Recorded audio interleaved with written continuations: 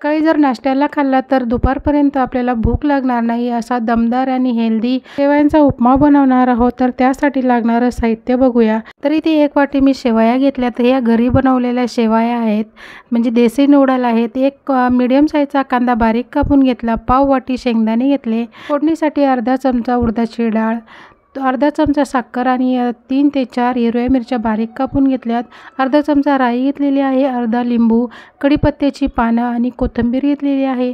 तर आता जेवढ्या शेवया आहेत त्याच्यापेक्षा आपल्याला पाणी थोडं कमी घ्यायचं आहे आणि आपल्याला हे शेवया फ्राय करून घ्यायच्या आहेत। तर फोडणीसाठी आणि शेवया फ्राय करण्यासाठी इथे मी तेल वापरणार आहे। तेलाऐवजी तुम्ही तूप वापरलं तरी चालेल। तर पाण्याचं प्रमाण जेवढ्या शेवया आहे त्याच्यापेक्षा थोडंसं पाणी कमी घ्यायचं, त्यामुळे उपमा आपला एकदम सुटसुटीत आणि मोकळा होईल। तर शेंगदाण्याऐवजी तुम्ही काजू घेतले तरी चालेल। तर उपमा बनवायला सुरुवात करूया। कढई गरम झाली तर यामध्ये मी शेवया तळून घेण्यासाठी थोडंसं तेल घालून घेतलेलं आहे। तेल थोडं गरम झालं का यामध्ये आपण शेवया घालून घेऊया। तर या तेलामध्ये घालण्या अगोदर थोड्याशा बारीक करून घ्यायच्या आहे, कारण हे लांब लांब असतात। तर आता ह्या आपण चांगल्या तांबूस रंगावर चांगल्या भाजून घेऊया। तर चला आता आपण ह्या भाजून घेऊया। तर बघू शकता आपल्या शेवया चांगल्या भाजून झालेल्या आहे, तांबूस रंगावर आलेल्या आहे। आता गॅस बंद करून आपण ह्या सगळ्या शेवया काढून घेऊया। तर आता हे सगळ्या शेवया आपण काढून घेऊया। तर शेवया सगळ्या काढून झालेल्या आहे। आता त्यामध्ये थोडं तेल उरलं आहे, तर यामध्ये आपण परत थोडंसं अर्धा चमचा तेल घालून घेऊया। तेल चांगलं गरम झाले। आता यामध्ये आपल्याला राई घालून घ्यायची।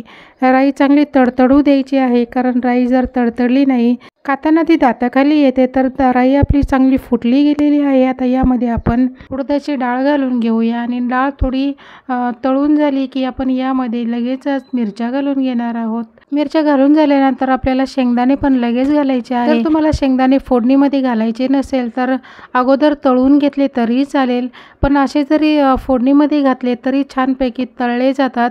तर आता हे आपण चांगले तळून घेऊया आणि तर शेंगदाणे आपले थोडे तळत आलेले आहे। आता यामध्ये कढीपत्ता आणि कांदा घालून घ्यायचा आणि आता हा कांदा आपल्याला शेंगदाण्यासोबतच चांगला तांबूस रंगाचा होईपर्यंत परतून घ्यायचा आहे। जास्त लाल करायचा नाही, आपल्याला फक्त हा शिजवून घ्यायचा आहे। तर आता कांदा आपण चांगला परतून घेऊया। कांदा आणि शेंगदाणे चांगले तळून झालेले आहे।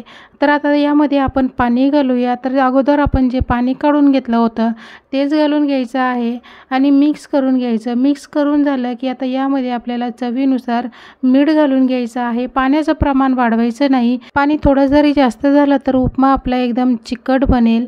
तर आता यामध्ये आपण थोडीशी हळद घालून घेऊया, फक्त कलर येण्यासाठी, आणि मिक्स करून घेऊया। हळद तुम्ही फोडणीत घातली तरीही चांगला कलर येतो। हळद घातल्यावर आपल्याला लगेच साखर घालून घ्यायची। फोडणीला चांगली उकळी आलेली आहे। आता यामध्ये लिंबाचा रस घालायचा, चवीनुसार मीठ घालून घ्यायचं आणि थोडीशी कोथिंबीर घालायची आणि मिक्स करून घ्यायचं।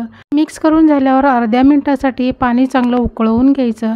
तर अर्धा मिनिट झाल्यानंतर आपल्याला यामध्ये शेवया घालून घ्यायच्या आहे। शेवया घालून झाले, आता आपण हे मिक्स करून घेऊया। तर शेवया आपल्या चांगल्या मिक्स करून झालेल्या आहे। आता आपल्याला एक वाफ येऊन द्यायची आहे, त्यामुळे आता यावर आपण झाकण ठेवूया आणि याची एक वाफ काढून घेऊया। वाफ काढताना गॅसची फ्लेम एकदम कमी केलेली आहे आणि आता आपण झाकण काढून घेऊया। तर झाकण काढल्यावर बघू शकता एकदम मोकळा सुटसुटीत असा आपला शेवयांचा उपमा तयार आहे। आता यावर थोडी कोथिंबीर घालूया आणि मिक्स करून घेऊया।